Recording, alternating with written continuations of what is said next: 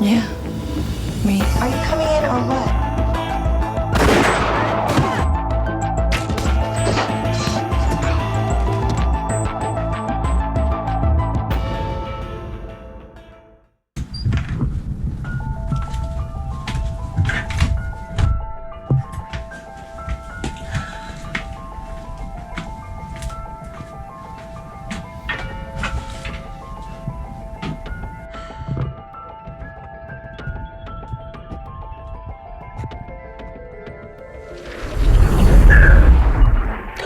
There he is, Courtney Gaines. Courtney Gaines! He is connecting to audio. I'm waiting for your audio to kick in. Do you have that? Do you have that? Can you hear me feature? now? Yes, I can. Okay, good. Going. Courtney, I want you to meet Corey Gomez. He is my aficionado of everything that is horror, action, film, everything. What's up, man? Yeah. How's it going? Nice to meet you. Nice to meet you. So what's your green screen? What do you have green screen? What's supposed to be behind you? Well, you're just going to have to wait and see. I don't even know what's going to be behind me yet. I can't. I hope you're taping the game. You got to be freaking out. You're missing the game. Do you know what, my darling? This just lets you know how much you mean to me. I guess. I'm like, damn. I wouldn't have disrupted you to watch the game. Are you kidding? We've got Dodger spirit going on in here, like nobody's business. I've even got World Series towel from 2018. You're going that direction. We're going Dodgers. Yeah, he has Children of the Corn. I've got the Dodgers. We're bringing both. Nice. Well, Corey has written a very fine intro for you, which I would really love to hear. So let her rip, Corey. Ladies and gentlemen, our guest tonight has had a very rough life in films. He was possessed by evil corn demons in Iowa. He had shit thrown on his house, literally and physically, on Halloween by Patrick Dempsey. He then went on to become one of the worst cops in horror film history, but he's still an amazing and talented actor. Please welcome Mr. Courtney Gaines. Wait, the worst what in horror history? What was that? The worst cop in horror history. Wow, ouch. No offense. He didn't solve a lot of crimes in candy corn. True. Oh, as far as from the point of view of, yeah, you're right, he did a poor job. I thought you meant like, I just sucked as an actor. Oh, so. please. No, I said you were a good actor. I said you're a bad cop. You're one of the great. Running roughshod there. Yes, he didn't solve a damn thing, did he? No, it's a good movie. I actually really liked the movie. For a more modern horror film, I really dug it. It was good. Thanks. I was so close to being in that movie. Yes, you were. Yes, you were. That would have given us 5 titles that we would have worked on together. I definitely kept trying to get you on it. I wouldn't be surprised if that guy brings you on, the director brings you on for something else, though. Okay. I'm completely game. You know me. Yeah. I'm the team player of all time. Absolutely. I mean, my God, Courtney, you and I have known each other since 83. That's the very beginning. The very beginning of time. And oh my God, I have been so walking down Hardbodies lane, just perusing all the different photos and remembering that moment where you were dressed up like a chick and doing the whole... Tell me about that scene. I love that scene. How did that scene go again? With the giant boobs? That was our script supervisor. That's all I remember. They talked her into doing it somehow. Well, you have that gift. Oh, not me. But it was a good match. You're both redheads. So it was fun. What a great gag. What a fun film. Yes. What is your favorite memory of that film? Oh God, those are always tricky. I'm like behind the scenes. Like there was, the behind the scenes stuff is really cool. And then there's the stuff that you always look forward to seeing in the movie because you see these films throughout your years so often. Yeah. Like what is your favorite behind the scene and I guess as far as that goes, favorite moment is, they have the scene at, they had some kind of bodybuilding contest thing, and then on the stage, my character shows up and has the scene with me and Grant. And it's like the sun was setting. They had no more time. They had one chance to get this take, and you had to do it, you know? With the sun setting in the background on the beach. And, you know, we just, you know, we knocked it out, you know? But I love those types of crazy moments on location where you're like, there's no more time. This is it. One take. We are literally losing the light. Literally, exactly. That stuff is, it's exciting. It focuses you, like, you really have to focus and make it happen, you know? It's like there's no second chance. So those are the clips. I think that's probably the funnest moment, you know? Oh, that's cool. That's great. And when you see that scene on film, you have that memory of like... Yeah, I don't remember what I said. I remember he just keeps going like, oh, that sucks, dude. That sucks. That's all I remember him saying. Oh, that blows, dude. What a fun film. You know, it got some really nice reviews on Rotten Tomatoes. I think it's one of the. The movie is, you know, the movie's a lot of fun, but I think the trailer was freaking brilliant. Yes. Yes, this has been rated a movie. Like nobody had ever done anything like that before. Like that was like the beginning of that like sort of B schlock funny trailer, you know. Mm-hmm. And they have now on the DVD they actually have the trailer, which is good because the trailer is brilliant. I think. Yeah. What was the one tagline? This movie is about an hour and a half. Exactly. I don't remember anybody doing that before. That was the first time I saw something like that. So yeah, they really made fun of it. They were like, this is going to be popcorn, make out, have some laughs, see some boobs. Right. And don't take it too seriously. Yeah, no. Yeah. One of my favorite memories is the film school that they would put on, the poster boards that they would put on. Yes. Of course, typical Roger Corman film. This is actually a student film, everybody.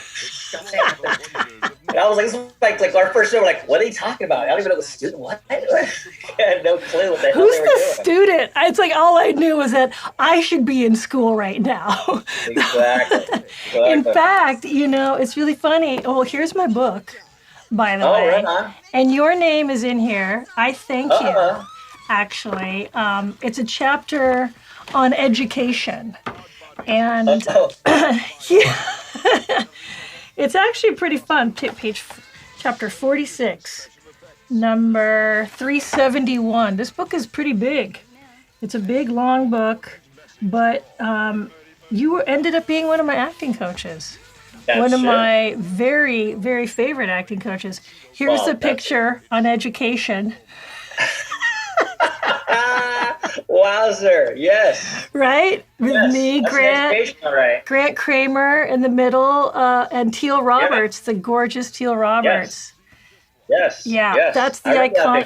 Yeah, that was something that we did in the studio afterwards when we found out that Paramount picked it up and they were going to be sending us out on a full-on, you know, press tour that Grant and I got to go on. But here you are. Like, nobody asked me on the tour. They didn't think that rags could sell much, you know. That's good-looking guy and a couple beautiful girls. Yeah, go sell the movie. Yeah, dude, that blows. That sucks. Dude, that sucks. That sucks. That sucks, dude. It sucks, dude. But I do remember when I was on that set going, because I had just graduated high school. And I was like, oh, there's film school. And I'm like, maybe I should talk to somebody. Is there really somebody from film school? Where can I take the class, man? I want to learn. Right. Am I going to get some credits for this? Yeah. Anyway, I do thank all of the brilliant coaches and everyone. And there is your name right here, Courtney Gaines. I made the cut. I'm in the book. You are literally the last. Margaret Medina is right before you. All right, me and Courtney Gaines, you and Peg. Corey, I don't know where Corey went, but Margaret Medina. Okay, yeah. Margaret Medina, who I went to school with at Corvallis High School, ended up being in her first movie with Courtney too, right? Wasn't that her first film? Yeah, Colors, yeah. Do you know? She and I studied with Virgil Fry, and that's how we sort of both got into that movie because Virgil Fry knew Dennis Hopper, you know, very well. He helped him make Easy Rider, so yeah, some history there, and then we decided, you know, because it was a big gang to sort of just make our own history, and so we made ourselves boyfriend girlfriend, and created that whole thing, and we were very comfortable with each other, obviously already, and that was great. Gave us a history, gave us a relationship, so that was good. You know that movie, Corey? Colors? Oh yeah. Colors. I gotta ask, what was worse, being named Whitey in Colors or being named Goose in Winter Takes Off? I would say Goose. I think. Yeah. I liked Whitey. I wanted that jersey that said Whitey on it so bad, and they would not give it. Street cred. In hindsight, I should have just stole it on the last day. Of course. But I didn't. I wish I had, because that would be a really cool piece of memorabilia to have that Whitey jersey. Oh hell yeah! Oh man, that would be great. I wish I had that thing. Can't you make one? It's not the same. Wouldn't be the same. I don't have cops do it by the book. I never kept that one. Nobody, that was something that the prop guy made in the truck. In hindsight, I would have stolen a lot more things than I have. What would you have stolen?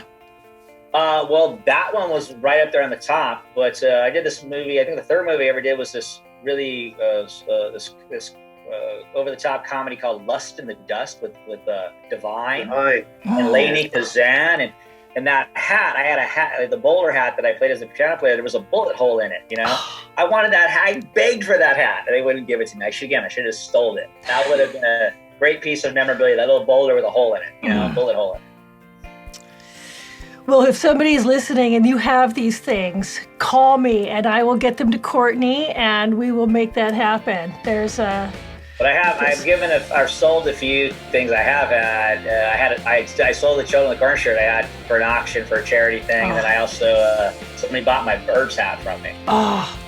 I gave those up. I probably should have kept them. God. But you look at these things and you think, well, if they can make some money on it for a charity where it's going to go and help somebody go get a kidney or something, it's like, take the shirt, take the hat. Exactly. Take it.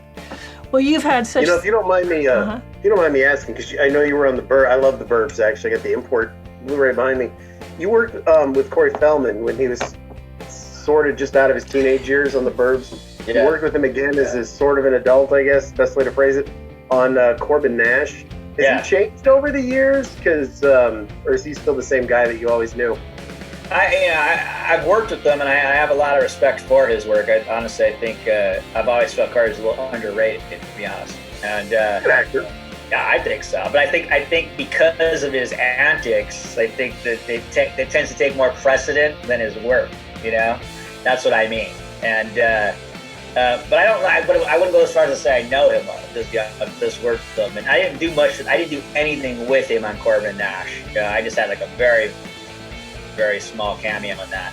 But that character did that was like super weird and creepy. He was like a transvestite vampire, I think was what it was. I was like, what is this? From outer space. He's a good guy. But I don't know him super. Like, I haven't hung out with him in between the Burbs. I've bumped into him places, but I haven't hung out with him between the Burbs and then. So I don't know his adult life versus his kid life. I really don't. Did you see his documentary? No. I saw the last band thing he did. That was pretty weird. The girls. I don't know what that was. You have a band, don't you, Courtney? Yeah, I have a sort of loosely have a band. Yes, it's really me and a bass player, and we find drummers occasionally. But we put out a record in 2016, I guess was the last record, and then we're actually working on some new material right now as we speak. Oh, cool! And we're trying to get a song called Slab City out this month. So it's supposed to be getting in the mix has been done. Now it's supposed to get mastered. So now it's just get it done, guys. Get it done so we can get it out. That's great. And we're gonna probably try to shoot a video too, because I shot some stuff right before I left to do this, because I had the long hair and I had a beard about this big, and I thought that looked. I saw that in our last manager meeting, and I was like, "Where is Courtney?" Yeah, exactly. I thought that looked much more rocker cool than this now. Yeah, you were like 2 inches away from ZZ Top material. Exactly. So you might as well do a rock video when you look like that. Well, you're in the South now, so that's kind of like the vibe anyway, right? I mean, you're in Oregon right now, though? Is that what I'm in a really small town in Oregon right now, where when we drive to sit, there's you have zero reception, like no phone, no internet. It's kind of strange, especially when you're there like 14, 15 hours a day, you know? See, I'm doing this little indie film called The Bleeding Dark, and it's the lead, and it's very, very heavy. It's a drama horror film, because it's a very much character-driven drama, but then, like, you know, the violence is like horror all the way, you know? Wow. And so I don't know. I had a really intense night last night. It was literally all scenes were just me for like 10 straight hours, and lots of emotional stuff, because the guy had lost his wife in a murder, so he's grieving and all this stuff. And it was a good actor test, actor challenge. Well, that's great. I love hearing about this, because your acting chops are always so ready and flexed, and I love hearing that you got something where you can really be focused, a focal point. You play so many, off to the side characters. I love seeing you in that lead. You totally carry something. And I love the title, The Bleeding Dark. Yeah, it's a good title. That's really cool. Yeah, it is. Yeah, it's a really heavy piece. It's a really heavy piece. And last night was a big, big challenge. I had to do the full-on breakdown and all that. You just never, I'm always worried it's just not going to happen that night. You know what I mean? That it's just not going to be there, and you're going to suck, and it's going to be like a fate worse than death. And but somehow it all shows up usually and surprises the hell out of you. You're just like, where did all of that come from? Wow. You've been saving it. I used one little trick Have you ever used a photo to elicit emotion from you? I have. I never have. I've never tried that before.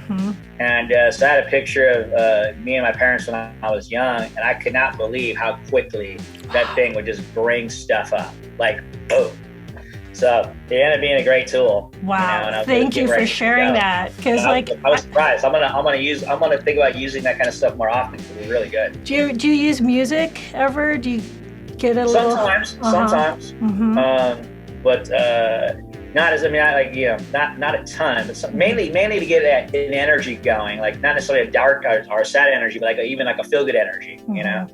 If you're supposed to be hyped up or whatever, I'll use the song sometimes. I was listening to Billie Eilish with this song that she does with Khalid. It's called Lovely. And I was doing it today, working out a little bit. And before I knew it, I was crying like a little bitch.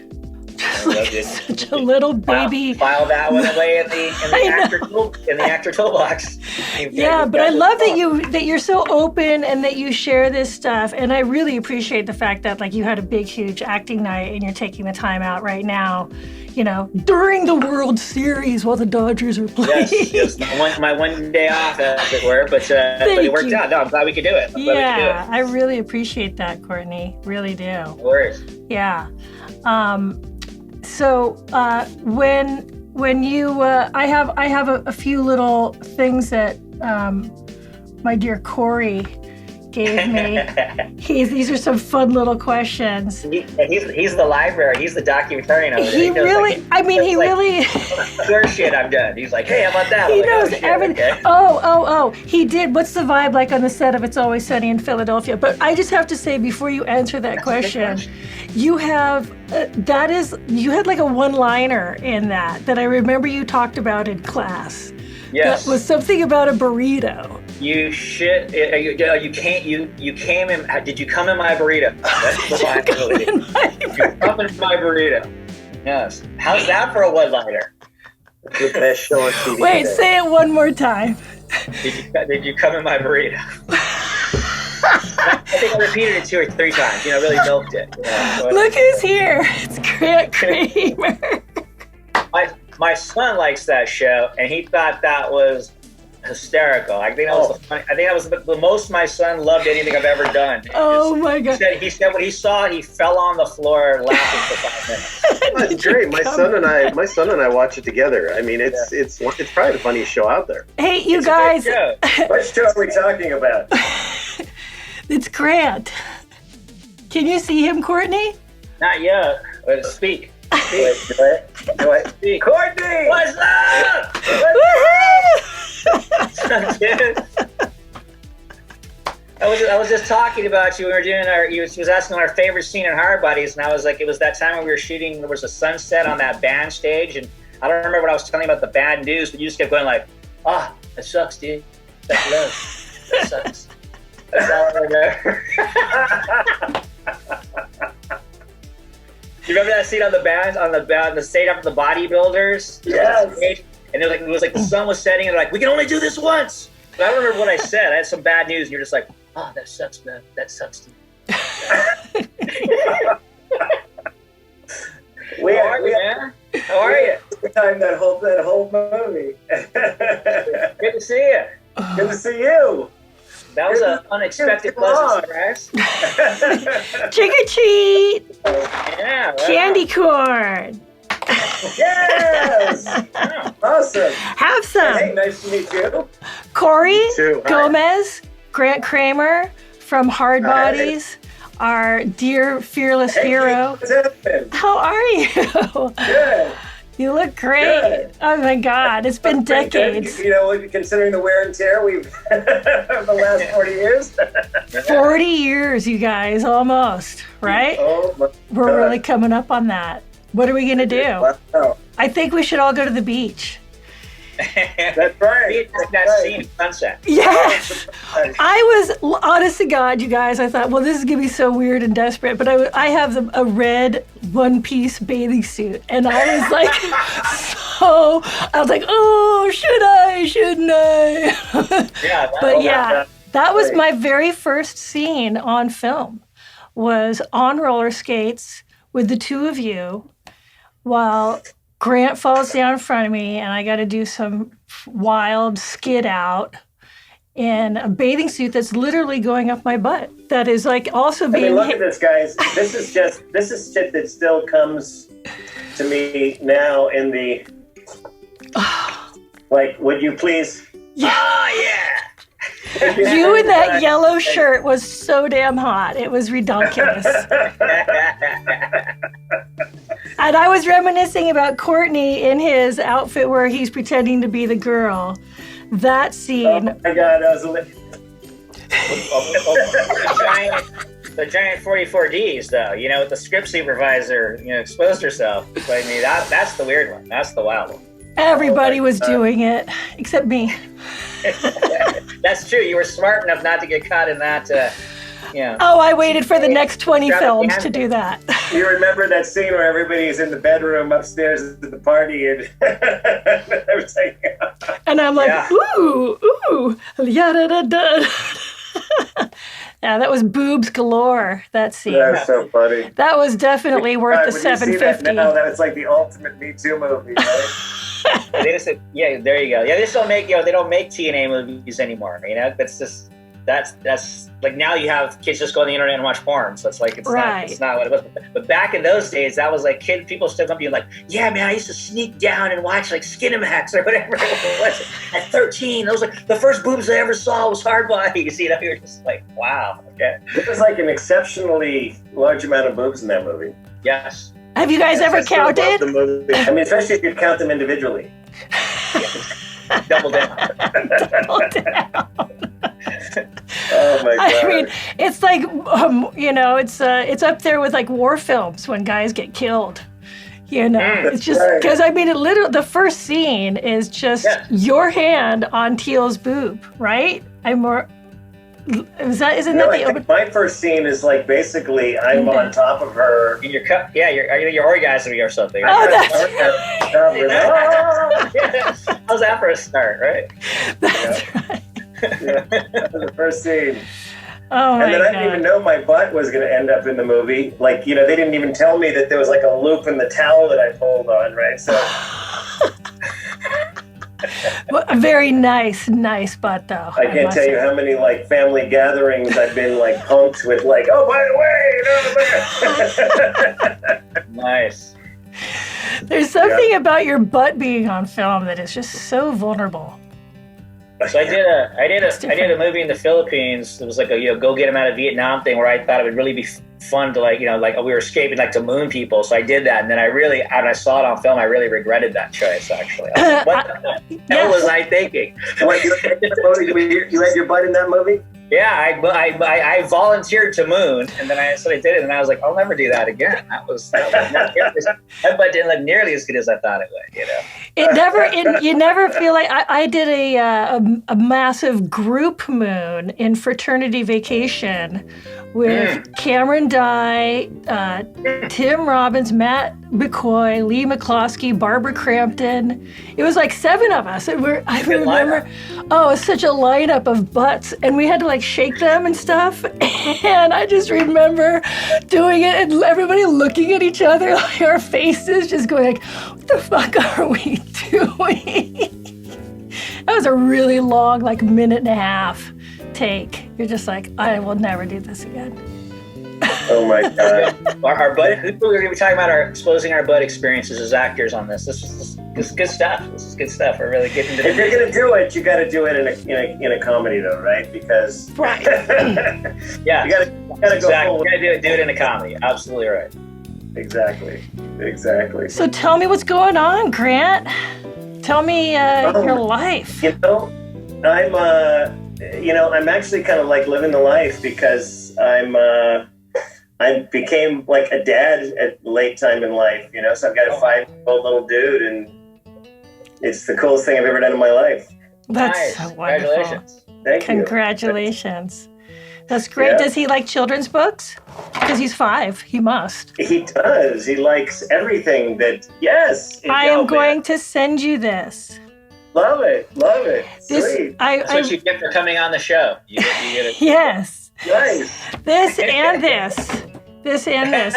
You get 2 books. And this is the other one. Oh, is that the one that you said, like, I wish I would have been nicer to Quentin Tarantino or something? Yeah. Yes. Yeah. That's a good time. I got it right. I love that. You are in it with the picture on education. About education. The education. Wait to see the education around. Yes. But, you know, because they were offering... Here's a picture. They were offering a free education on Hardbodies in the film trucks. Oh, that's so funny. That is different so funny. kind of education. Isn't that great? That is teal. awesome. I know. Yeah. Beautiful teal. Yeah. What a great time. Do you know what I remember about that day? Is that she must have eaten like a half a dozen donuts. And I was like, where are you putting those donuts? Yeah, she didn't really have an ounce of fat on her, I tell you that much. None. Zero. She was really quite remarkable. You know, it's wild. I mean, all the different degrees of separation. One of my best friends lives in the house that Teal used to live in. And we used to go over there and hang out and party and just, you know, chill. And it was in the horse-owned area, and we'd all ride horses and drink beer. And it was pretty fun. She was a sweet lady. She has a kid that I've been trying to get a hold of. I don't know, just to reminisce. But yeah. Wow. You know, you keep talking about Hardbodies, but you know what movie my kid liked when he was 6? And that's Killer Clowns from Outer Space. Here comes Killer Clowns. Far superior film here. You come up with the name Mike Tobacco, or you know, because that's like the most awesome. Dodo Brothers, who are the 3 brothers that made that movie. Mike Tobacco was actually like their best friend when they were growing up in you know, New York, and so when they wrote the movie, and he actually had 2 very whacked out funny friends called the Terenzi brothers that was Mike Tobacco's best friends. So they just actually wrote them into the script. So that's even why they had to dye my hair like really, really dark for the movie, because their buddy Mike Tobacco had really dark hair. My son was a killer clown for Halloween one year. He has all the trick-or-treat masks. I mean, he's been a fanatic of the movie since he was like 6 years old. Oh, sweet. He did the haunted house at Universal last year. It's awesome. Mom won't let him watch it quite yet because he's still at that stage where he, like, you know, cries when the animated character is in peril, and we have to say, no, don't worry, it's going to turn out okay. But my 5-year-old nephew just watched it, and now it's like his favorite movie. That's a great movie. It's one of my favorite movies. That's cool. That's awesome. Well, talk about so many different horror films. Courtney's working on one right now, and there's the chick from Friday the 13th. Dorothy DeMoss. It's old home week. I had no idea. Where's Rounder.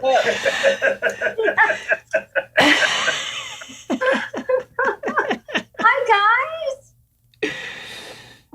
Hey, how did you even track us all down? I mean, I've been trying to track Courtney and Darcy and everybody down for like ever. I haven't been able to find them. Do you know what? This is like the sweetest thing. I to look back through people at like conventions and things like that. Courtney's a little Exactly. I think the last time I saw you and Darcy was at a convention, actually. Exactly. We had an hour ride in a bus together. That's right. Well, a van. Like Yeah. a scary van. Yeah, that's right. It's so funny. So, Hi, kids. So fun to see you all. yeah, baby. This is Good to see you too. yeah. This is Corey Gomez. Darcy, I want you to meet my Hi. friend Corey. Now, he has actually written 2 lovely intros for both you and Grant. Oh. And Actually, I didn't write. I didn't write one for Grant. I wrote one for Darcy, though. oh, well, I'll just do one for Grant then I'm later. sorry, Cool. Grant. Darcy, I defer completely to you. By the way, this is all in support of how much we love Courtney Gaines. By the way, you are the catalyst that has brought us all together, and I literally Ever, my little bro. we adore you and celebrate you, and it was really fun to be able to just go like, I'm going to find Grant Kramer. And Darcy last night, I just was like, I'm just going to see if she's on Facebook, if she's on Messenger. I sent her a text, and she answered immediately. We haven't seen each other or spoke, I don't know in how long. Both of you guys, like a good 30 years. And Courtney and I keep swirling back, but this has been, anyway, I'm just so happy to see you guys. It's really fun. Courtney. That's really cool. This is becoming like one of those "This Is Your Life" episodes or something, right? I was ready for this. Yeah, yeah, because we are going to talk about our favorite scene about you in Hardbodies, our favorite moments. I've already told you mine, but I'm sure Grant has something lovely to say, and Darcy always has something fabulous. I've watched you for the last 30-something years 4 times a year in the exact same movie since I was like 12 years old. Which film? Reform School Girls. Hey, boys. That was like my favorite movie when I was 12. That was the greatest thing I ever saw back then. It's still one of the greatest things I've ever seen. I was Knox. Yes. That's so cool. Thank you. You're welcome. So you nice to can't meet get you. it. Look at all your amazing jewelry. Oh, thank you very much. It takes away from my face. No, that's not true. No, I like everything that's happening. You got the great cat. Thank you very much. And, you've got a lot of videos behind you. Yeah, it's called The Semblance of No Life. No, that's not true. I don't believe that. You like the lighting too? How it's like going up. Yeah. And like shadows. Oh, yeah. I had my light on too bright the other day, so I had to turn it down. So he's got a flashlight on. The whole ambiance thing going. Yeah, it looks like he has a flashlight. Here's mine. Ooh. What is it?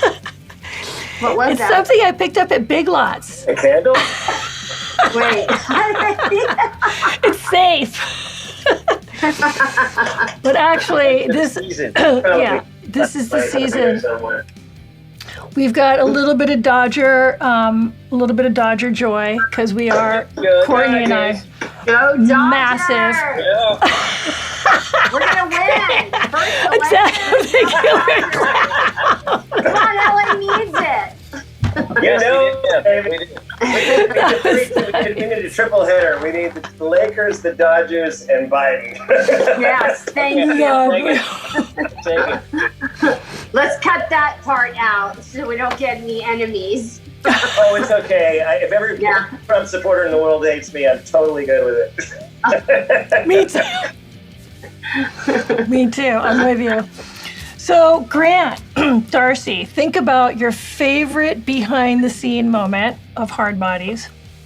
Okay. And then also think about what's the scene that you always look forward to seeing when you see the film. We're going to get a resurgence. We're going to see this resurgence happen for these kinds of films. Because there's nothing else out there to watch. Behind the scenes moments. Watch Hardbodies because there's nothing else out there. Courtney was just talking about how they've attached the trailer. It had one of the most brilliant trailers ever. That it's now part of the DVD. Do you remember that? You mean the trailer for Hardbodies? Yes. Did you see one movie this year? See this one too? Great trailer. So, favorite behind-the-scene moment, Grant? What about? You know, I'll tell you. I'll tell you what I remember with Courtney is that Courtney and we would sit around playing guitar all the time on the set. But I mean, probably it's hard we had so many fun times during that movie. But we just for a while until some kind of really tough life things happened and Courtney and I hung out all the time together, like every single day, and we would just be hanging out at my apartment or at his parents' house, and I just remember we always had a guitar, and we were always singing something, and we were always goofing around, and always had the best time ever, just had the best time ever. Yeah, right. I'm trying to think, Courtney, what was like a particularly, I'm trying to think of something that we did like on set. You remember the flipping off? What? The flipping off. He's flipping you But off. that was on the movie. What I really remember is the first day we were working, we worked and then we were like basically done, and we smoked a doobie and we were hanging out playing. And those two girls, these two right here, walked up, and it was like out of the movie, like slow motion babes come on. And that's like no shit. It was like, because we were baked, and it was just like, oh my God, it was like right out of a movie. Oh my God. I will never forget it. It's like seared in my brain forever. Wow. Like, who are they? Well, Darcy and I knew each other from grade school. So I knew her since like 7th grade. I was telling her this last night. She was that amazing, she was upperclassman by maybe 1 year. And she was just that girl that I looked up to so much. And then when she showed up on the set, I was like, oh my God, you're on this movie. And I'd seen her since 8th grade. It was so cute. But you guys walked up like you own the joint. Strutting and swinging up under the set. So what about you, Darce? What was your favorite behind-the-scene moment besides walking up on these two guys when they were smoking a doobie? Well, it's really interesting, but it was something that I learned from with my first film. Mm-hmm. And I remember getting on set in Malibu at 6 a.m. or 5 a.m. And I worked until we were there until about 10 p.m. And I kept complaining. I was like, oh my God, when are they going to get to me? And I just remember just kind of complaining a lot. And then I was the last scene up that night. And then I was driving home from Malibu thinking to myself, wait a minute, this is what you wanted to do. Shut the fuck up. Don't complain. You chose this. Be excited and happy. This is part of the process. And it was like a really profound moment for me that has stayed in my mind, of course. I'm so grateful when I'm working because it's such a challenging business to be in. So that probably is the most important thing that I took away from Hardbodies. And then, Kathleen and I became really good pals. And we were inseparable for quite some time as well. Mm-hmm. Yes. Yeah, very much. I think we all had kind of histories after the movie. Courtney and I stayed really close friends. And it was kind of like, when some tragedy hit Courtney's family, Courtney kind of had to go search a little bit and, as you do when things like that happen. Absolutely right. I obviously like had like we're like boyfriend and girlfriend for like a year after that movie. We were kind of like engaged for a minute too. Yeah, I still remember asking your dad. I know. We all three used to hang out a lot too. Totally. Yeah. I was waiting for that was what you guys to talk about, you know. And then Darcy, I just through different friends of mine, I used to just like we used to see each other all the time. Like we'd show up at some fight party or get like I don't remember what even the group of friends was, but I would see you kind of regularly for like years. Yeah, the last time I think I saw you was the AFI in Santa Monica. Right. Or AFM, pardon me. AFM, yeah. Yeah, which is now virtual. This is why we're not sitting together. Exactly, like everything, yes. Wow. Darcy, I gotta ask you, what's your favorite behind-the-scenes story of Reform School Girls? Because there were a lot of pillow fights and stuff in that movie. You delinquents looked like you were having a lot of fun. I think the director said, you're going to be trouble, I think. And during lunch, I curled up on one of the little cots and I took a little nap. And he said, you're like a little puppy dog. There's no trouble about you. You're like the best actress I've ever worked with because you listen, you hit your marks, you know your lines, and you're doing a great job. So he told me that he had was kind of afraid of hiring me, but then it turned the other way, which is interesting. Tom, the only thing I got to know, and I have to ask this because I'll never get a chance with anyone. I love Wendy O. Williams. I was sad when she passed away. I have a lot of the Plasmatics albums. Reform school you go to until you're 18 years old. She looked 47. Why was she cast in the part of an underage girl? Well, it was really interesting. When I first saw her, I was like, I did a double take. She had all her bangs. If you remember, she had all her bangs in her eyes.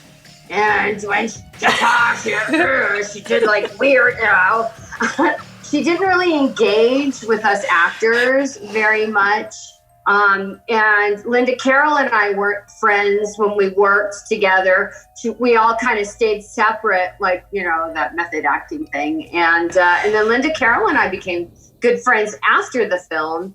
And Sybil Danning and I became friends 20 years later after Reform School of Girls. But it's just interesting how, you kind of circle around with friendships and working together. Sometimes you take somebody with you after you're done, and sometimes you just kind of catch up with them later. But Wendy was a trip. She really was. She was very nice, and she just kind of showed up when she needed to be there. She didn't hang out. She didn't lunch with us. She was very separate. I'm gonna watch it again when we're done. I love Me that. too. My son loved that movie too. My wife not so much. It's so funny and campy. I haven't seen it in forever, and I haven't seen Hardbodies in 20, 30 years. So when we're going back to Hardbodies, I'm like, ooh, I don't really remember. I have to revisit it. And then you and I did a reunion thing for Can't Buy Me Love a few years back, right? Yeah, that was fun. Yeah, that was fun. Yes. Okay, 3-4 years ago? I don't remember. Maybe, 4? I don't know. I love that movie. Amanda. Yeah, so we did a couple things bang, right, when we were first breaking into this business. Yeah, we did. We did. I was like, yay! It's so refreshing and fun to work with somebody that you've already worked with and you have a history. Of course. I still remember Courtney going to the Children of the Corn screening with you. Oh, wow. I think we saw it on Hollywood Boulevard or something. I don't even think it was the opening night or whatever. Opening night was, and I was just, on Hollywood Boulevard. And I was just there, petrified, Yeah. And I still do, and I have to go to screenings. I find it the most uncomfortable thing because you just don't know if it's going to be any good, if you're going to be any good, and the world's watching. I felt completely exposed, So I find it a very overwhelming experience. Did you do the big one they did in Iowa? I think it was a few years back. No, I didn't even know. They did like, what, a 30th or 25th anniversary? Or some kind of anniversary thing. Yeah, they did it over in that town there in Iowa. Oh, they did it actually in the probably Whiting was probably where they did it, where the town is itself. We were in Sioux City, Iowa most of the time, but the town is in this little town called Whiting. Yeah, it's just a couple-hour drive for me. People, really? Yeah. Yeah, people still go there and visit, and like people, take pictures. Like people, I want to take pictures. People are like, look, I went to all the locations. You're just like, they're like from France or something. Like you came to America, and you went all the way to Iowa just to see these locations. That just blows my mind. That's really cool, though. Yeah, it's really cool. Yeah, what do you think it is that makes it resonate so much with the fans about that movie? I think it's the main thing is that I think teenage angst just never dies, right? Like every new teenagers always want to kill their parents on some subliminal level. I think that theme, like rock and roll, will always be there for teenagers. It's teen angst. My daughter just turned 16 last week, and she has like this little, she's such a great kid, but she has a bit of a edge to her voice sometimes where I'm like, just try not to take it personally. It's maybe that's what it is. She's getting ready to be like. Well, they just want their independence, right? Right. And it's a natural separation. That's right. But the combination is the other side is they really know that they can't get it done on their own yet either. So there's like this double angst. Like I want it, but I can't quite achieve it yet either because I don't have the money. They still have to go to school. Yeah. Yeah, exactly. I'm still being told to do that to people. So brutal. I know. Yeah. But I think that is the universal theme of Korn is that I think that subliminal, what if we can just get rid of all the parents, What did you think of all the sequels? I haven't seen all the sequels, to be honest. I think I saw John Franklin's post. I think I saw John's. And I thought he's so good at Isaac that you can't go wrong there. Right. Love John I don't know if it's 3 or 4. The one where the kid brings the cursed corn with him and turns all the local gangbangers into corn people. I like that one. That was pretty fun. That's really like searching storylines at that point.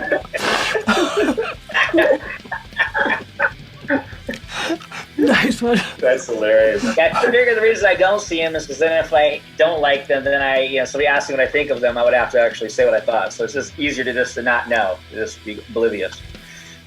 Go, I haven't seen it. I don't know.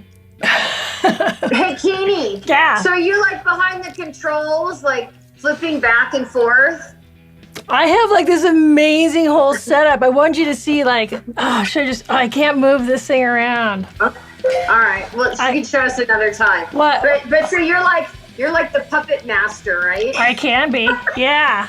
I am. Yeah. This is my first Zoom. You guys popped. She's a freaking Zoom virgin. Is that extraordinary? All thanks to me. And we did a full practice thing this morning and everything. Anytime, babe. Anytime. You seem like an old Zoom slut. She does, right? Thank you.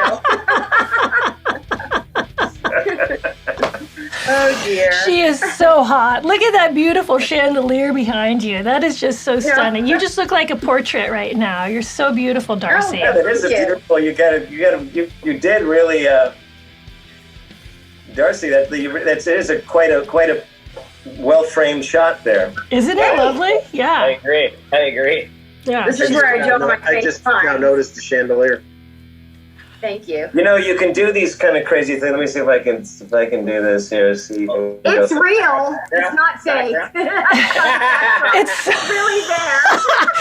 Mine. Wait till you see the palatial palace I'm in. I'm gonna have horses and carriages behind me. I love it. I'm gonna be in my manna. Just I'm gonna have I don't know, can we do an aerial shot on me too? That would be fun. God, you can do anything behind you. You've got a green screen. Anything. Sky's the limit. Yeah. Look at Grant. That thing lives there. Where are you? Are you in Star Trek? Where is that? I gotta see. No, I'm in the cotton candy cocoon room. Oh. Awesome. That's so hot. That's so Hardbodies. Oh, that really is. I do virtual screenings with the whole cast from Killer Clowns, and so they sent me like a whole bunch of backgrounds. Oh, that's so that's great. awesome. The cotton candy cocoon room. Oh That's my so God. fun. Love it. My son has one of the props of the big cotton candy with, you can see like the face kind of going like that. It hangs in his room. Oh, sweet. Sweet. Nice. And now you'll have to sign it. No worries, I signed it. Yep. But since I started doing conventions, whatever it was, now when people send me stuff, I never cannot send back pictures. But what I usually do is I sign them, and then I write in the card, and I say, I normally charge whatever it is, 25, whatever it is, I forget the going rate, 35, whatever it is. So it's an honor system. Whatever charity you want to, send that money to. Oh. If you don't do it, it's on you. Right. But That's you got really cool. Oh, that's. send it to your favorite charity. I like that guilt, guidance. I have no idea. I don't think it's guilt. I think it's just. All right, never spoke to them words, but I figure I just, it's kind of nice to just put that on somebody, right? Yeah, no, I think. Yeah, do the right They thing. get the picture and they go, oh, shh. The guilt, pay it forward. Yeah. Exactly. Why not? That's Important. guidance. So, what's the scene you always look forward to in the film of Hardbodies when you're actually when you will ever go back to watching it again, Darcy? You haven't seen it in 20 or 30 years. What do you think you're going to be looking forward to I seeing? think when I slide through the counter. That was fun. When I slide through that counter and I've got my hair with the little add-on. I think that's probably, I don't know. I was like, oh, what happened to that cute girl? She's still She right there. looks so innocent, but she's really not. Yeah, that scene in the limo didn't seem that innocent. And thank you. I was trying to brush forward or stay away from that. I love that scene. I think We're all in the limo and jump in. Oh my God! You're just like, yeah! Candy glass that I broke through. Oh yes. I have a scar on my back because they're like, okay, it's just gonna break everywhere, I remember and it that. didn't. It broke into shards all the way around me, and I was like, I couldn't move until they broke it, and then it scratched my back so badly I have the scar. Wow. Ow. That's not fun. Still alive, I'm fine. What are the hazards of being an actor? Well, sometimes you leave with a brand. Yeah.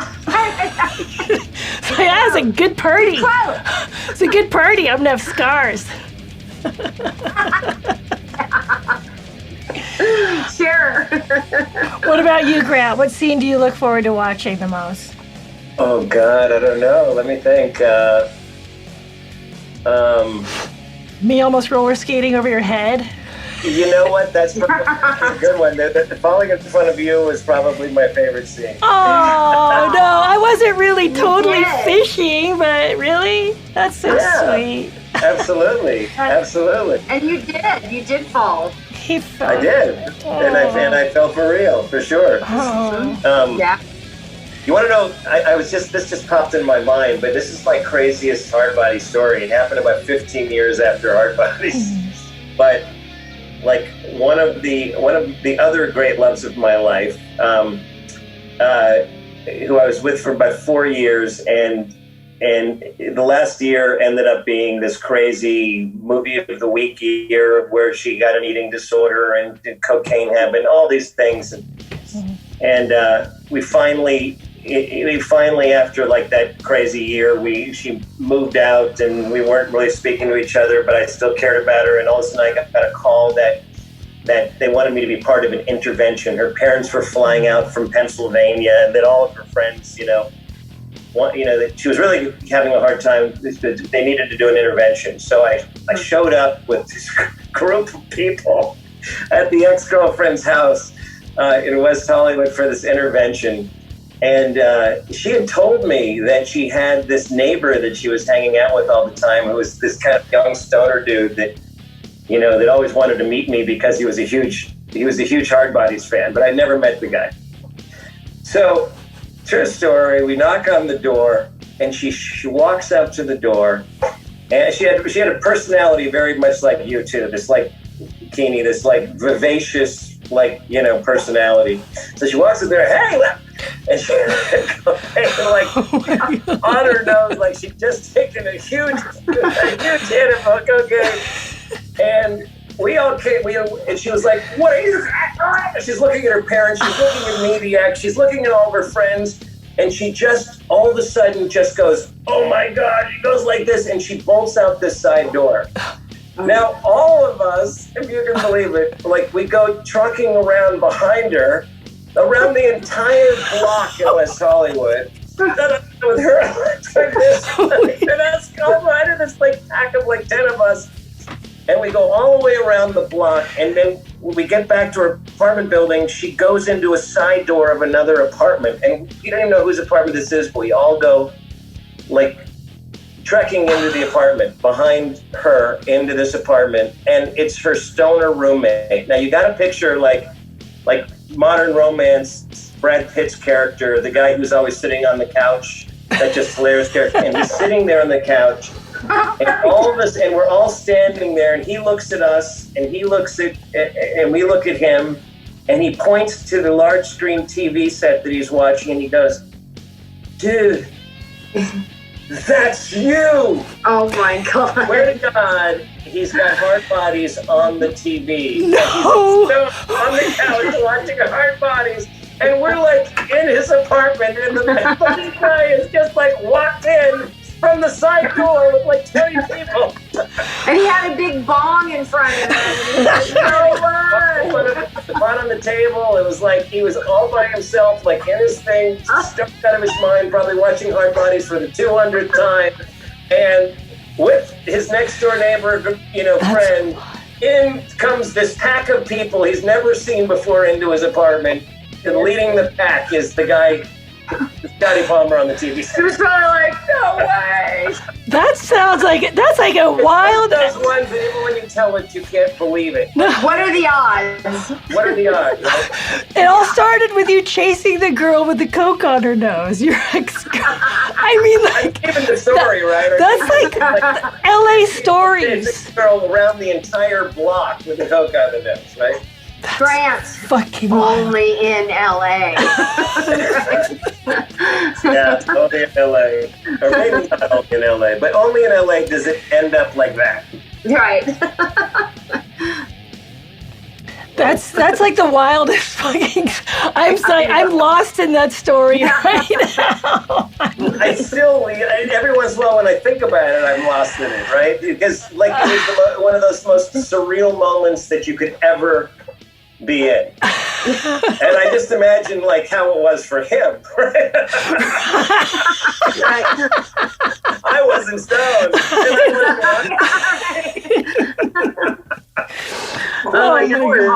You were in that real depressing drug movie where you were like, people are smoking instead of weed. It's like angel dust.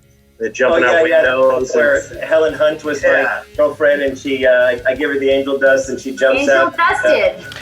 Wasn't it called Angel Dusted? No, it's called Desperate Lives. Desperate Lives. That was like so depressing. Yeah, it was one of those movies that was supposed to make you not want to do drugs after you saw it. But see, like that one worked because so depressed you had to do drugs. Well, no, for me that was like, okay, this chick jumps out a window, she slits her wrist, these guys go off a cliff. When Scott Baio did it the year before in his after-school special, he's like a nerd who smokes weed. Now he's got a girlfriend. He's popular. Everybody likes. I couldn't wait to get high after I watched that. I could live with the pot of death. You know, he did a really depressing movie with Jodie Foster. Do you remember called Foxes? Oh yeah. Stephen Curry and Jodie Foster. That's your shirt, Darcy. Oh, right. Yeah, Foxes. That was like that movie. It was depressed me so much. I was like, I wanted to go into like the rehab business to like save drugs. You just want to. Oh no. Oh my god. Like, I've only been depressed by a few films in life, and luckily I haven't seen that one. Well, nobody.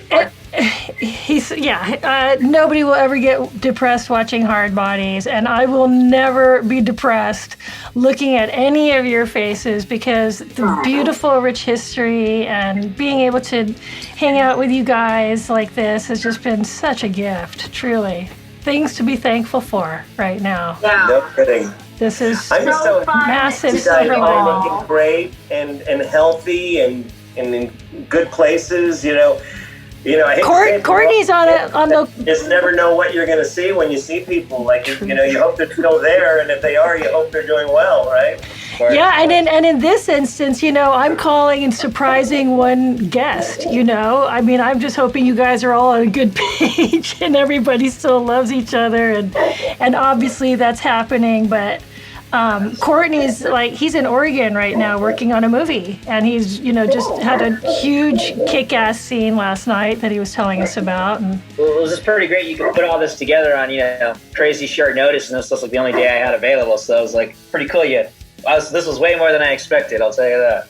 I can honestly tell you that even though I really have not seen Courtney in all these years, and I hope he still feels the same way, Courtney is a brother to me. I mean, man, if you ever needed me for anything, I mean, I've never ever stopped feeling like Courtney is one of my closest people in my life. I mean, I just love you like a brother, buddy. Thanks, brother. Love you too. I got to meet somebody from Reform School Girls. I'm happy with that.